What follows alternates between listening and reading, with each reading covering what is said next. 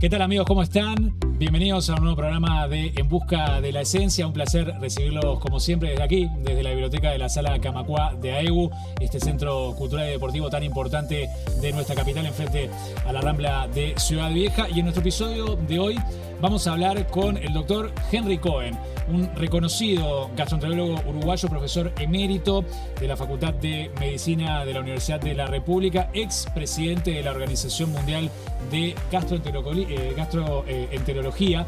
Ustedes seguramente se acuerden de él y lo conozcan mucho por su labor como coordinador del Grupo Asesor Científico Honorario del GACH durante la pandemia de COVID-19 aquí en nuestro país. Actualmente el doctor Cohen dirige además el proyecto ECO desde hace muchos años para democratizar el acceso al conocimiento médico y la atención sanitaria en el país y también en América Latina. Recientemente recibió el Premio Ciencia y Tecnología de las Américas de la OEA y ha recibido otros reconocimientos a lo largo de su amplia trayectoria. Hoy vamos a conversar con este destacado científico uruguayo en busca de su esencia. Henry, bienvenido. Gracias por acompañarnos. ¿Cómo estás? Estoy muy bien y muy agradecido por la invitación. De verdad que es lindo estar acá, que me entrevisten en una biblioteca. Me parece un ambiente muy propicio, muy agradable. Me alegro que te guste. Sí, fue toda la idea y la intención del programa hacerlo en un lugar como este.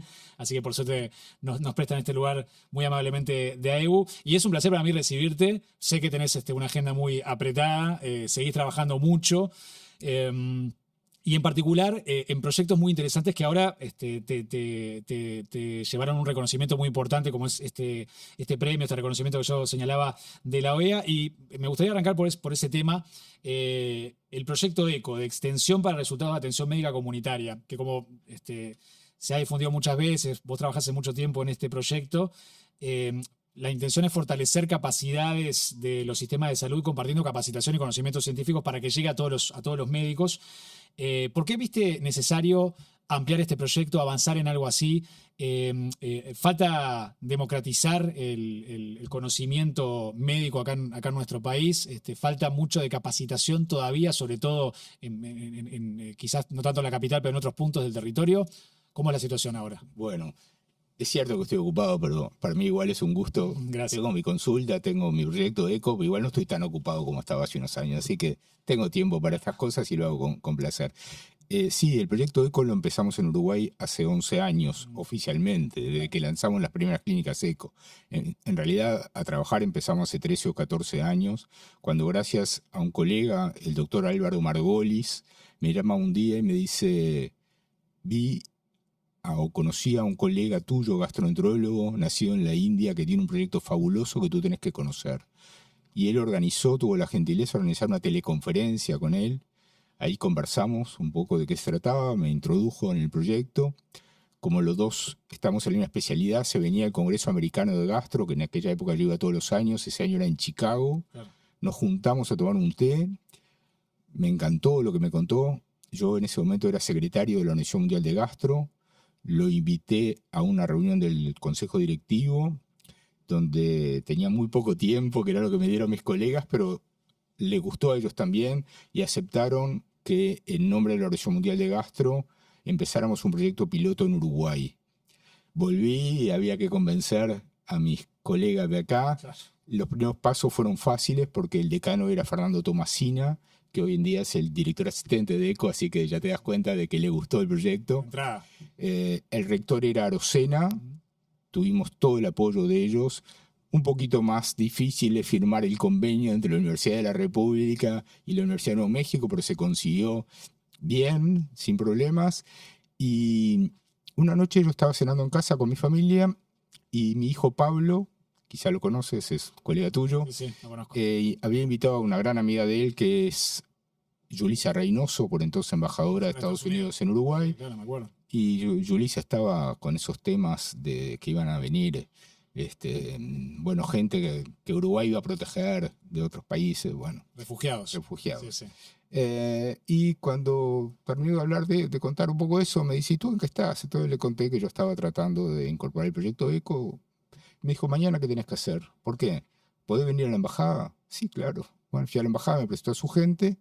justo había alguien que era de Nuevo México, del mismo estado donde nació el proyecto ECO, Claro, que nació en Estados Unidos, está bien, claro. en Nuevo México, en la ciudad de Albuquerque, en la capital de Nuevo México, en Estados Unidos, y decidió Yulisa financiar la venida del fundador de ECO, el doctor Sanjeev Arora, nacido en la India, radicado hace más de 30 años en Estados Unidos, que hace 22 años empezó con este proyecto allí, justamente con los objetivos que tú decías, que en ese momento era porque el problema que tenía era que los pacientes con hepatitis C demoraban mucho en venir a verlo, y cuando llegaban es un virus lento que produce hepatitis crónica, puede producir cirrosis, cáncer y puede matar al paciente.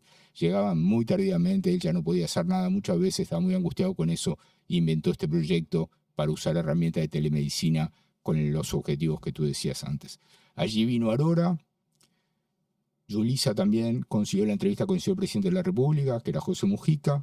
Él, a su vez, había pedido un informe sobre lo que era ECO, que lo analizó Henry Engler, colega y tocayo. Claro, sí, sí. Y le dio un visto bueno a Mujica. Mujica hizo unas cuantas preguntas, allí frente a Arora, frente a mí, frente a la ministra de Salud Pública y al decano Tomasina. Y después de un rato dijo, me gusta, adelante, le dio orden a la ministra para poder empezar. Y ya bajando el ascensor, Arora, fascinado por haber conocido a Mujica, primer presidente de la República que lo había recibido hasta ese momento, después lo recibieron muchos más, y dijo, vamos a empezar, pero con 2 clínicas ECO. Y en agosto del 2014 empezamos con HIV y hepatitis C en la misma semana, y después ya es historia más conocida quizá. Sí, y lo que le preguntaba, acá falta todavía democratizar más el conocimiento. Siempre, en todos los países. En Estados Unidos, que es uno de los países con la ciencia médica más desarrolladas, el proyecto ECO es donde empezó y es donde está más desarrollado. Claro. Es conocido que hay carencia de especialistas en muchas áreas de todos los países. Acá concretamente, saliendo de Avenida Italia, cada vez que te alejas un poquito de Avenida Italia, hay menos provisión de especialistas. Si cruzas el Río Negro, ni hablar. Hay listas de espera largas, bien conocido. Ustedes, los periodistas, hablan de eso muy frecuentemente, y hablan porque es un motivo de preocupación real. Y el proyecto ECO, lo que hacemos es discutir casos clínicos en especie de ateneo virtuales, casos clínicos reales que le preocupan a un médico que está radicado en el interior del país. Lleva la historia clínica, la plantea, todos tienen el derecho de preguntar para tener aclaraciones, todos tienen el derecho de opinar, y finalmente un grupo de coordinadores, que son en general docentes de la Facultad de Medicina, son los que hacen un resumen y las recomendaciones. La repetición de esta metodología, ya sea quincenal o mensual, con el mismo núcleo de gente que participa, la comunidad, va haciendo que esa gente se especialice en cierta forma en esas enfermedades. Claro. ECO a lo largo de los 11 años ha tratado aproximadamente 20 diferentes patologías o condiciones.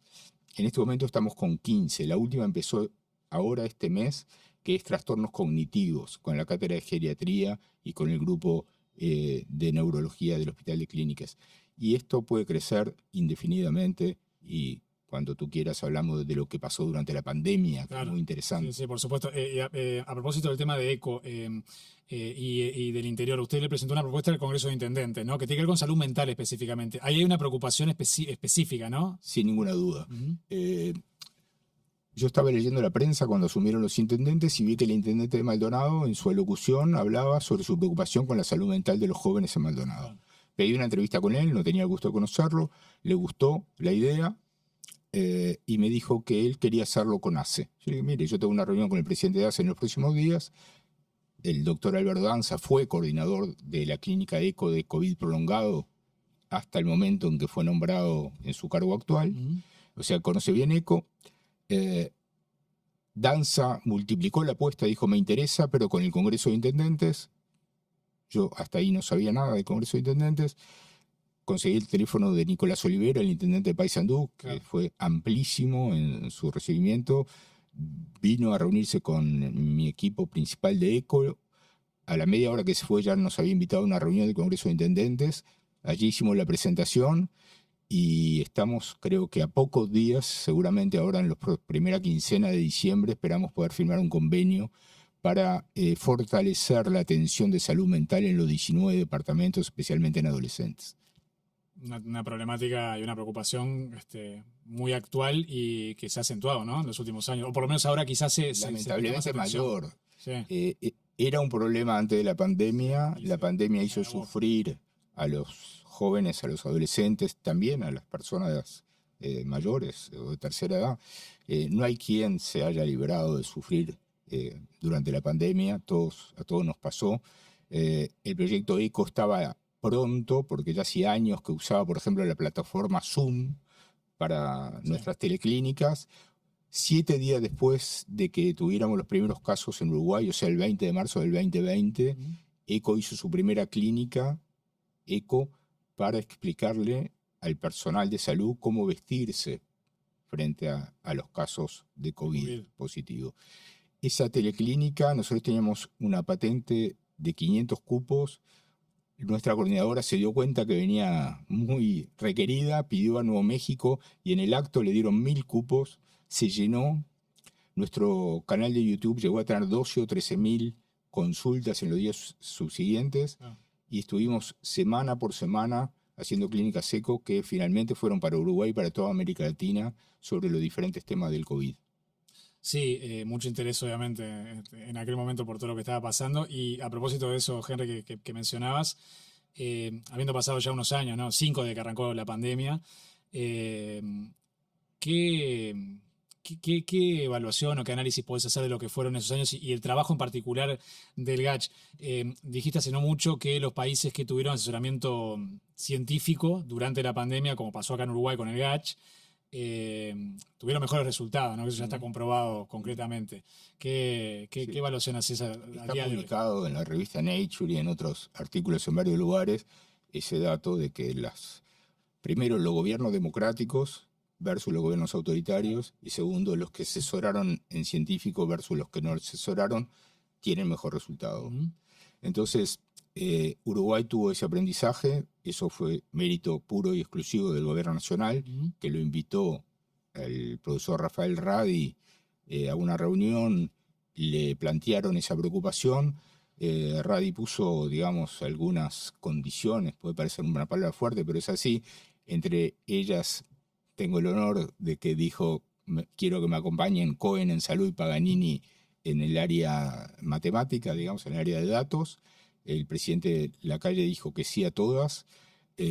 Incluso hubo un diálogo muy interesante por carta formal entre el presidente Lacalle y el rector, que era Rodrigo Arim en ese momento, porque Rafael pidió como profesor universitario que la universidad formara parte de esto.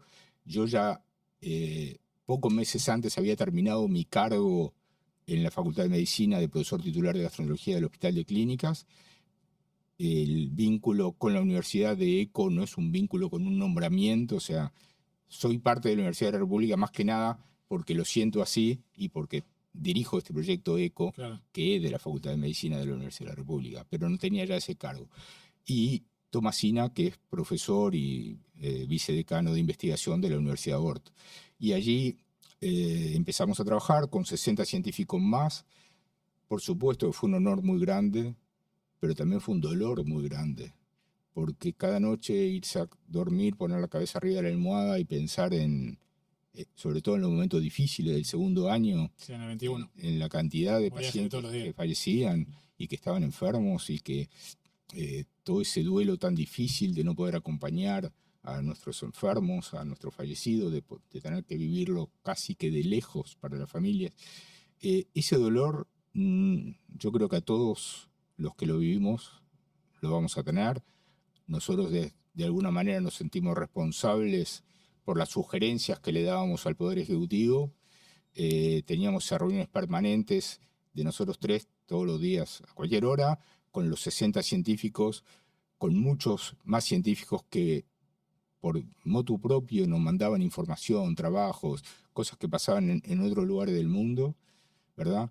Y las reuniones con el grupo que rodeaba al presidente Lacalle. Y en retrospectiva, Henry, a propósito del vínculo con el Poder Ejecutivo, ¿sienten que, o sentís que el gobierno en aquel momento tendría que haber hecho caso a varias advertencias que ustedes dieron y que no hizo? Por ejemplo, aquel llamado de radio, me acuerdo, a blindar Abril en el 21 y documentos que ustedes publicaron con sugerencias que no se tomaron en cuenta al final. Una de las condiciones que puso Rafael Radi inicialmente es: nosotros asesoramos, ustedes deciden.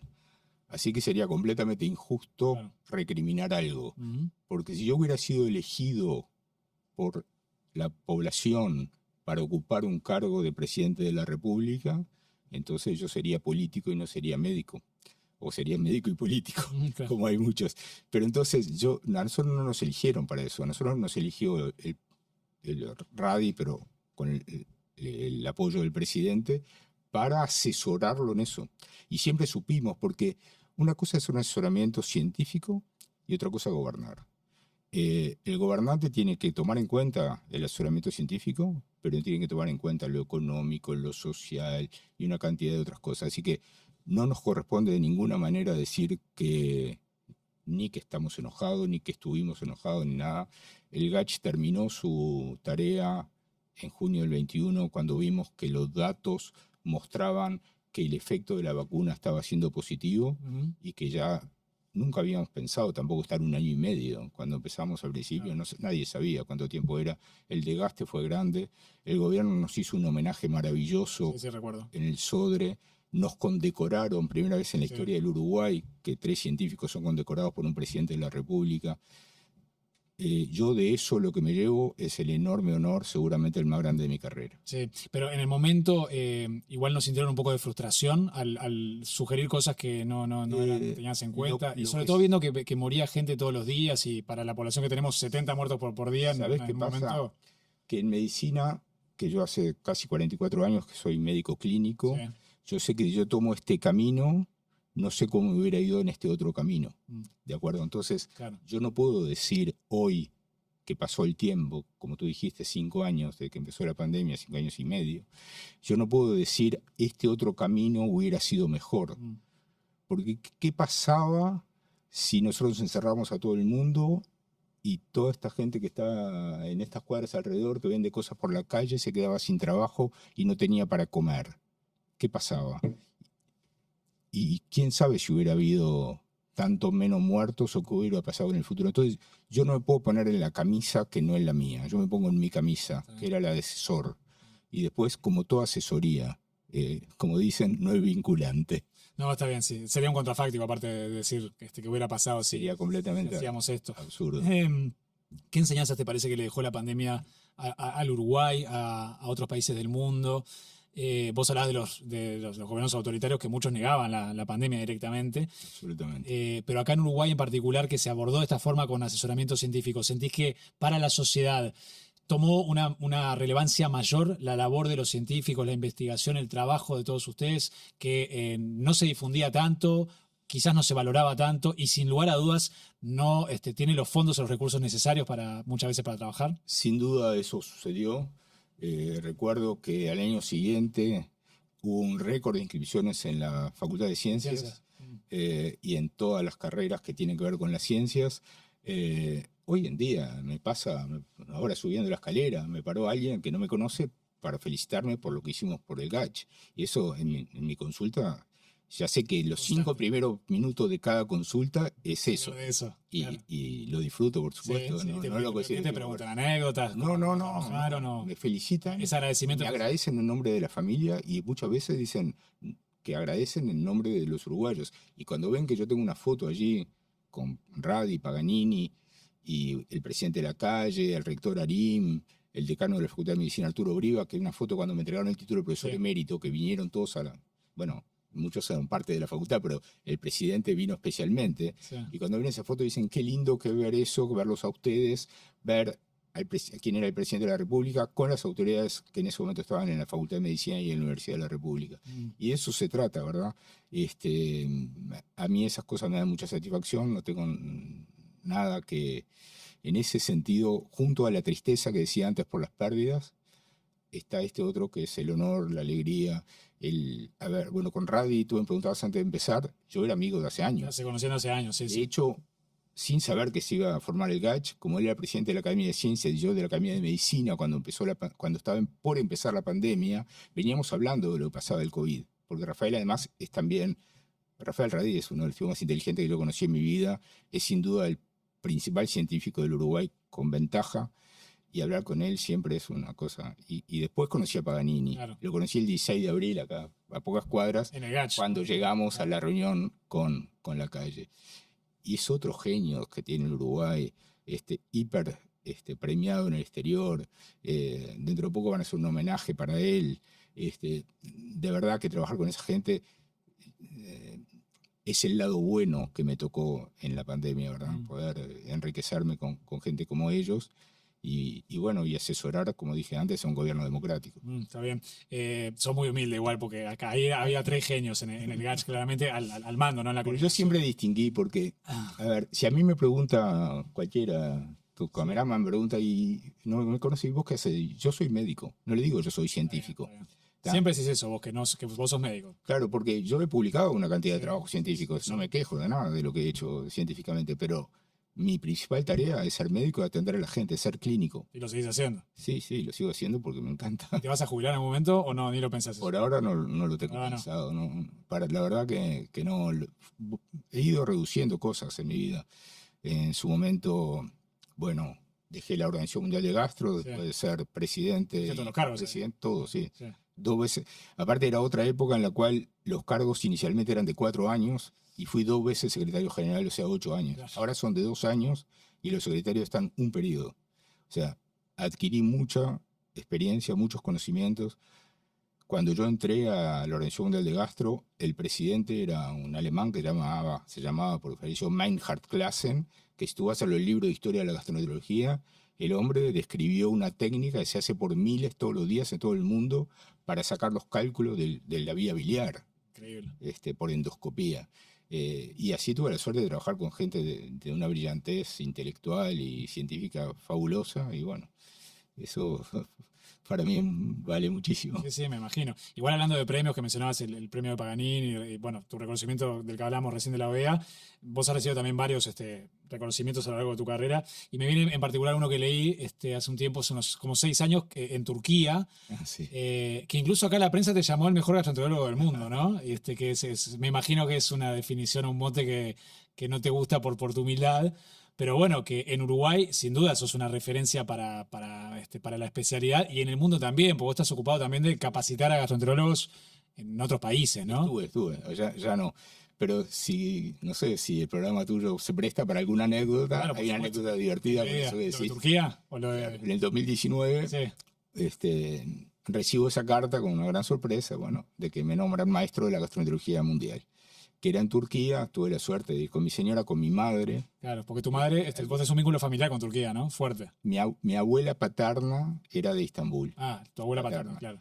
Papá ya había fallecido, mamá pudo venir conmigo, vinieron algunos amigos también a acompañarnos, amigos de la gastroenterología y de fuera. Vino, por ejemplo, Eduardo H., vino especialmente a Estambul para acompañarme ese día. Estuviste en la Directiva Nacional hace años también, ¿no? Sí, bueno, él me llevó de suplente de él en la Directiva Nacional. Y entonces, mi hija también era periodista en ese momento, ahora es comunicadora política, Lucía, y la llama una periodista de un medio importante de acá y le pide mi teléfono porque había visto en las redes de Lucía que estaba muy orgullosa por mi nombramiento. Claro. Y me llama y se le ocurre a su editor una nota por teléfono de 10 minutos. Se le ocurre poner en el titular del diario: el mejor gastroenterólogo del mundo es uruguayo. Yo me enojé muchísimo. ¿Sí? ¿No te gustó? ¿Te molestó? Me enojé muchísimo. Cada entrevista que me hacían después se aclaraba, y un domingo almorzando en casa los chicos me dicen: papá, te tenemos que decir algo. Dejate embromar con aclarar eso porque quedás mal, parece una falsa modestia. Vos no digas más nada, se va a agotar eso. Pero resulta que no se agotó. No. Porque recibo, no te digo que todos los meses, pero cada 2 meses, alguna pedido de teleconsulta internacional de gente hispanoparlante. De Estados Unidos, de Centroamérica. Y cuando le pregunto: ¿cómo supieron de mí? Y mi hija o mi esposa, buscó y usted figura como el mejor gastroenterólogo del mundo. Así que Me pareció, sí, me pareció es muy gracioso. A mí me resulta gracioso. relativamente fácil poder comunicarme con usted tan rápido, ¿no? Si es el mejor gastroenterólogo del mundo, ¿no? Y lo que pasa es que Increíble. yo lo que aclaraba en esas entrevistas era que era imposible decir que alguien era el mejor gastroenterólogo del mundo, Claro. pero que seguro que no era yo. Muy humilde, muy humilde. Bueno, pero vos te formaste también en el exterior, viviste en Japón cuando empezaste la carrera, eras muy joven. ¿Cómo fue esa época para vos? Porque me imagino que no haber sido fácil, ¿no? El arranque. Fue muy difícil. Yo estaba cursando el posgrado de gastro, Ah. primer año, y un día el profesor Wasserstein, que ya falleció, llama a 4 jóvenes que estábamos cursando el posgrado y nos dice que tiene una beca para Japón, era viernes, que había que decidirlo antes del lunes. ¿Quién iba? Quién iba, que tenía uno solo, que nos ofrecía a los 4 porque eran los 4 que él consideraba que podíamos estar en buenas condiciones para aprovecharla, que la única condición que él ponía era que había que contestar el lunes y había que saber inglés. Ese fin de semana fue de locos porque mi señora estaba embarazada. Aparentemente el bebé iba a nacer después que yo me fuera, si es que ganaba la beca. Y fue de locos. Y un amigo argentino muy veterano, gastroenterólogo, me dijo: Henry, aceptá, tu hijo algún día lo va a entender. Y eso fue lo que hice, acepté. 2 dijeron que no tenían buen nivel de inglés. Y quedamos otro y yo, que éramos los 2 compañeros de generación, el doctor Antonio Atilio. Y Antonio dijo: anda vos, Henry, yo voy el año que viene si esto sigue. Y así fue. Bien. Fui, pero Pablito, por suerte, nació 17 días antes de que yo me fuera, se adelantó. Perfecto. Fue muy educado de su parte, pero igual, para mi señora claro. fue muy difícil. Sí, claro. 4 meses y pico yo estuve en Japón, pero también nos cambió la vida, porque cuando me dice mi profesor: ¿y vos qué querés hacer ahí en Japón? Le digo: mire, profesor, todos los gastroenterólogos hacen endoscopía, a mí no me gustan las técnicas invasivas, me gustaría hacer ecografía. Haz lo que quieras. Y aprendí ecografía. Eso me permitió, por un lado, ganarme la vida durante muchos años y me permitió también hacer muchos trabajos científicos en mi actividad como gastroenterólogo y ecografista, porque era el único en ese momento. Claro. Volví a 84, compré mi primer ecógrafo, que también tiene su historia para otro día. Sí, muy legal. Bueno, terminó de regalo en Capilla del Sauce. Años después, Sí. el doctor Hugo Di Barbure, que fue un gran médico uruguayo, muy preocupado siempre por todo lo del interior, ese sí que luchaba por la democratización de la medicina, un crack. Un día me viene a ver al consultorio y me dice que si le puedo enseñar a alguien de Capilla del Sauce a hacer ecografía. Digo: mirá, si es un buen chico, le enseño. Pero después, ¿con qué va a ser si no tienen? No, yo voy a pedir a la cooperación alemana. Bueno, hacemos una cosa: si es bueno y aprende, yo tengo un ecógrafo en el garage que está perfecto, pero no lo puedo usar porque para la tecnología de Montevideo quedó viejo. Te lo regalo. Y aprendió y le regalé el ecógrafo. Pero qué bien, qué bien. Año, qué sé yo, no sé, fines de los 80, a principios de los 90. Claro. Vos arrancaste la carrera de medicina en los 70, ¿no? En plena dictadura acá. De hecho, te fuiste a Buenos Aires, tuviste que elegir finalmente entre 2 dictaduras para ver dónde haces la carrera, ¿no? Yo empecé la carrera acá, de acuerdo, yo soy generación 73. Empecé la carrera, vino el golpe de Estado, la intervención, cerraron las clases, tuvimos una cantidad de meses libres.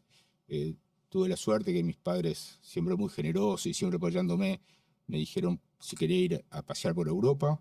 Me fui con un amigo a pasear por Europa y cuando vuelvo con otros queridos amigos se nos da por comprar algo que llamaba el pase americano, que era para ir en tren por América del Sur. Todo demoraba miles de horas. Cuando llegamos a la frontera de Argentina y Bolivia había alguna, no sé, revolución, alguna revuelta ahí de los campesinos. No pudimos pasar a Bolivia, volvimos a la capital, a Buenos Aires, y veo en el diario: ingreso a la UBA, a la Universidad de Buenos Aires, irrestricto. Y ahí fui mismo y me anoté. Bien. Y tengo una tía muy querida, mi tía Lolita. Sí. Ya sabés la historia de mi tía Lolita. Sí, pero contame. Es una divina. ¿Por qué tenés un vínculo tan cercano con ella? Y primero porque mi mamá y ella quedaron huérfanas muy jóvenes. Mi mamá se casó muy, muy joven.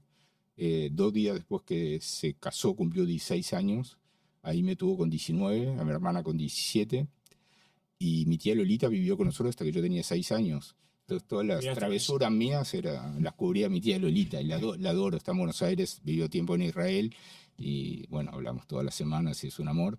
Y me fui a la casa de ella, a Buenos Aires, y vivía con ella, su esposo y sus 2 hijos. Y te consentía, siempre te consentía la tía. Sí, siempre todo. Y bueno, y cuando allí fue el año de que Perón echó a los montoneros de la Plaza de Mayo, vos esa historia la conocerás. Sí. La cosa se empezó a poner fea en la facultad, y yo dije, eso que vos dijiste antes, para la dictadura argentina, tengo la dictadura uruguaya, me volví acá, cuando empezaron de vuelta las clases, bueno, fue duro, pero yo dije 1000 veces, para mí no fue duro, digo, yo lo sentí como duro, pero al lado de lo que sufrieron compañeros de la facultad y muchos uruguayos que estuvieron presos, torturados, desaparecidos o fallecidos, no me puedo quejar de nada.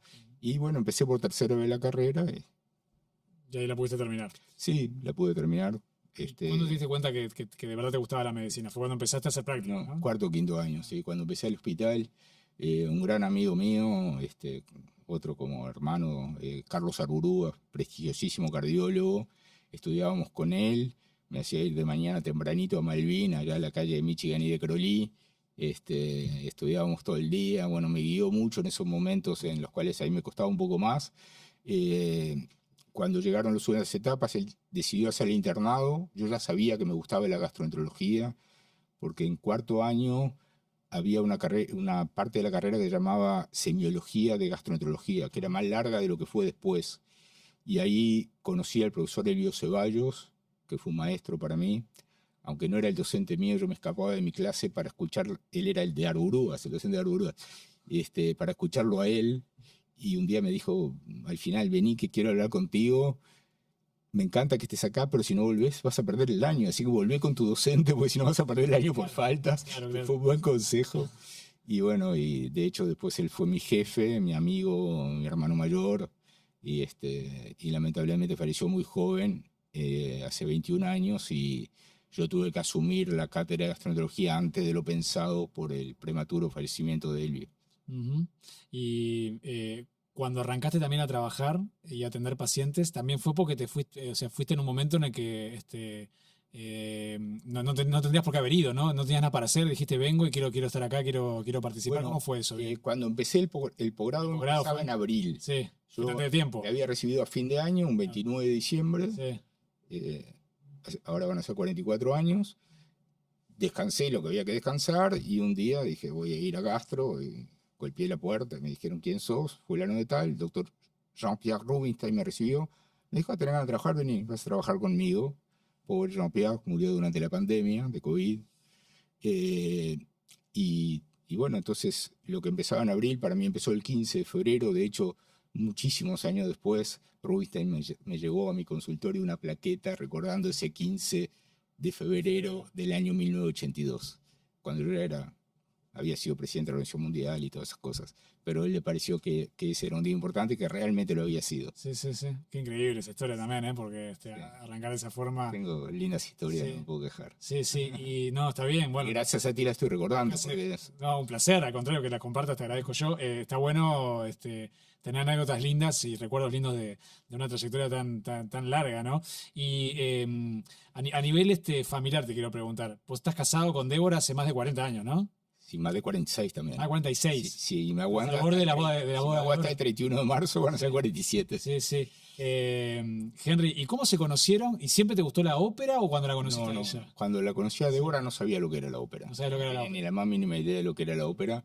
Débora siempre le gustó cantar, pero ella fue primero maestra, después psicóloga, después tuvo a los chicos y siempre cantaba y tenía alguna profesora de canto, pero después empezó a cantar más. También hay una anécdota de mi práctica. Un día yo, cuando compré el primer ecógrafo, lo tenía en el consultorio de Wasserstein, acá enfrente de la Intendencia, en la calle 18 de Julio. Y un día viene un señor a hacerse una ecografía y le digo, perdón, ¿usted es Yebelén, el cantante? Sí, me dice, con esa voz de barítono bajo.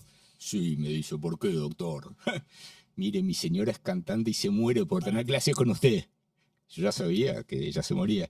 Pero que me llame, no hay ningún problema. Y quedamos muy amigos de Yebelén. También falleció. Mantenemos la amistad con la señora. Mi señora trabaja con ella en una fundación que crearon que se llama Interarte, que hacen cosas muy lindas. Sí, sí. Y bueno, ella siguió cantando, ahora está en coros, están preparando ahora la misa criolla para diciembre y siempre está con esas cosas del canto y de hecho después el gusto por la ópera se independizó de Débora y con todos los viajes, hice cientos de viajes para dar conferencias y dictar cursos y centro de entrenamiento. Siempre antes de viajar era dos cosas, qué ópera había y qué muestra de arte había en el lugar que iba para tratar de hacer algo además del trabajo. Claro. O sea que te agarró el gusto por la ópera también. Sí, de hecho es una de las cosas que escucho Sí. cuando camino o en el auto. Sí. ¿Y cómo se conocieron con tu esposa? Y bueno, no era muy difícil de conocernos en esa época, Punta del Este, en la colectividad, más o menos la gente de la misma edad ¿En verano? se conocía, ¿En vacaciones? Sí, amigos, bueno, ella tenía una muy amiga que era amiga mía, y había otro amigo también, y medio que salimos a una vez los cuatro, y después yo me invité a salir a Débora y ta. Ya eso es una historia de 50 años. Sí, increíble cómo pasa el tiempo, ¿no? El hecho, a ver, la forma que nos conocimos no tiene en realidad nada de muy particular, nada, fue bastante convencional y bueno, nos conocimos, nos casamos y estamos felices con nuestros 2 hijos y dos nietos. Sí. Y sos familiero, siempre fuiste muy familiero, ¿no? Tremendo, porque mi papá era muy familiero. Mi papá era el tipo más dulce y generoso del mundo. Yo era grande, con más de 60 años. Antes de viajar, él ya estaba un poco enfermo, con un problema neurológico que lo tiró abajo durante los últimos años.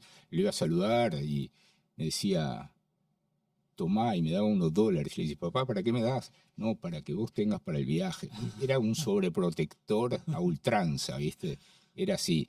Y mimoso, así, era un tipo que me mimaba a mí, a mis hermanos, a mis hijos. Él adoraba a todos, nos adoraba y vivía pendiente de nosotros. Sí. Y un poco eso yo creo que lo heredé y bueno. Y lo trasladaste a tu familia también. Los perjudicados son mis hijos y mis nietos. No, bueno, me imagino que están felices también, ¿no? Bueno, yo qué sé, yo trato de ser el mejor padre y el mejor abuelo que puedo. ¿Y cómo compatibilizás el tiempo de trabajo que sigue siendo muy intenso? Ya no tanto. Por ejemplo, ayer de tarde mi señora estaba ocupada, me dice, ¿podés ir a buscar a Fonchi, mi nieto mayor? Sí. ¿Cuánto tienen tus nietos ahora? 5 y 2 y medio. Claro, son chiquitos. Sí. Y bueno, me lo llevaron a casa, me lo llevó Pablo a casa, se quedó conmigo como 2 horas, lo llevé yo a la casa, o sea, de las 5 de la tarde hasta las 7 de la tarde me ocupé de mi nieto mayor, me divertí como loco, lo malcrié un poquito. ¿Sos un abuelo tipo malcriador o...? Y bueno, yo qué sé, tenemos nuestros truquitos. Está bien, sí. ¿Querías, o en algún momento pensaste que tus hijos iban a seguir tu línea de formación, iban a irse para la medicina o...? Una vez, Por los dos salieron periodistas, además, ¿no? Una vez tu colega Puglia organizó un ciclo breve de padres e hijos y nos invitó a Pablo y a mí. Y ahí descubrí algunas cosas. Y Pablo recordó en esa entrevista que yo les había dicho que hicieran lo que quisieran, pero que lo que hicieran trataran de hacerlo bien. Eso, obviamente que no me acordaba de eso. También algo que te dijeron tus padres, ¿no? En su momento. Y seguramente.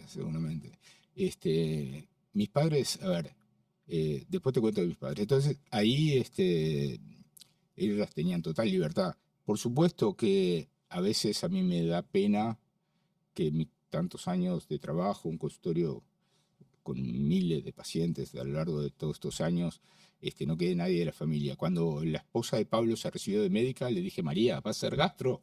Le dijo, no me gusta. No. Le dije, ¿qué te gusta? Dermatología. Bueno, haz lo que te gusta. Si es lo que te puede ayudar, te voy a ayudar. Pero no podía quedarse ya con la consulta gastroenterológica. No le queda a nadie de herencia a tu consultorio. No, pero está bien.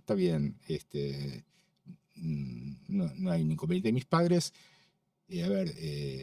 hijo de inmigrantes, papá de una familia muy humilde, a los 9 años dejó la escuela para ir a aprender el oficio de joyero. Nació por acá, Juan Carlos Gómez y Reconquista. Era bien mi hijo el doctor. Un orgullo para él. Y mis hermanos también son profesionales. Claro. Mi hermana mayor socióloga, mi hermano más chico administrador de empresas, pero un exitoso comerciante. Él estaba orgulloso de todos y yo tuve la suerte de que hay otra anécdota con Turquía, que es previa a esa, 2011. El día de mi cumpleaños, 19 de noviembre de 2011, asumo la presidencia de la Organización Mundial de Gastro en Antalya.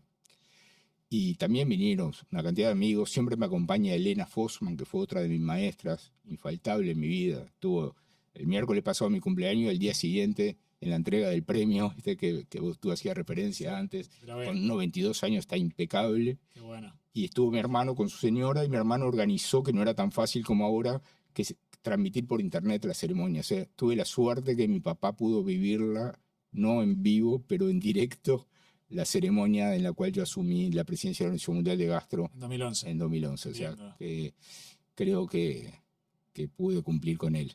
Lo hiciste sentir muy orgulloso, me imagino, siempre. Yo me lo quiero creer que sí. Henry, ¿qué legado te gustaría dejar para la ciencia uruguaya, para la medicina uruguaya? Si es que lo pensaste en algún momento, cuando te retires, si es que te retiras en algún momento. Sí, en algún momento me voy a retirar, seguramente. Espero que no sea por tema de salud. No. Y, a ver, es muy difícil decir eso porque suena muy petulante decir que uno que quiere dejar un legado. Yo sé que hice algunas cosas que por ahí fueron un poco diferentes a los que se venían haciendo. Yo personalmente me siento satisfecho, por ejemplo, de lo que hice en la década del 80 en Sarandí del G y en el norte del departamento de Durazno, con Paolillo, Elvio Paolillo, la doctora Bota y un grupo de personas ahí de Sarandí del G, en lo que fue toda la lucha contra la hidatidosis en el oeste del departamento de Durazno, que terminamos desde el humilde Sarandí del G ganando el premio al mejor trabajo en el Congreso Mundial de Hidatidosis, con una investigación que hicimos allí. Eso a mí me hace sentir bien pensar en eso. De vez en cuando recibir a una persona que vive en Sarandí de allí, que sabe toda esa historia, ¿verdad? Lo que tratábamos allí con el cura Emiliano, que era un fenómeno, que conocía a cada persona por nombre, apellido, las enfermedades que habían tenido, todo, y trabajábamos juntos, ¿verdad? Me siento muy feliz de haber podido armar en el Hospital de Clínicas, el Hospital Universitario, el Hospital para Todos, donde todos aprendemos, el mejor servicio de gastroenterología del país, el mejor equipado, todo con donaciones privadas y con gente conocida de las compañías internacionales, de equipos que nos vendían a precios especiales porque me conocían. Estoy contento lo que hicimos con el GACH, a pesar de lo que dije antes, de las pérdidas. Estoy muy feliz con los 11 años que lleva ECO. ECO fue el primer centro ECO en toda América Latina, en Uruguay, en la universidad. Fue el primero en ser centro de referencia para formar a terceros países. En Uruguay, más de 9.500 profesionales de la salud han participado de clínicas ECO. En América Latina hemos formado a más de 1.000 colegas de 17 países. ¿Estoy satisfecho? Sí, te mentiría si dijera que no, y la falsa modestia tampoco es una virtud. Creo que todavía puedo aportar algunas cosas. ECO está en su madurez y me gustaría verlo en los próximos 2-3 años estabilizado, autosustentable y creciendo para mejorar lo que es la salud de los uruguayos y de los ciudadanos de Latinoamérica, si fuera posible. ¿Y te gustaría decir algo a tu padre que te haya quedado pendiente? No es una relación muy cercana con él, ¿no? No juegues con mis emociones. No. Se lo dije hace muy poquito. Te voy a contar una anécdota que creo que no es muy conocida, pero alguna gente seguramente la recuerda. Mi papá tenía un hermano mayor, que era mi padrino, que se llamaba Sami. Mi papá se llamaba Daniel. Y los dos salían en la trupa ateniense.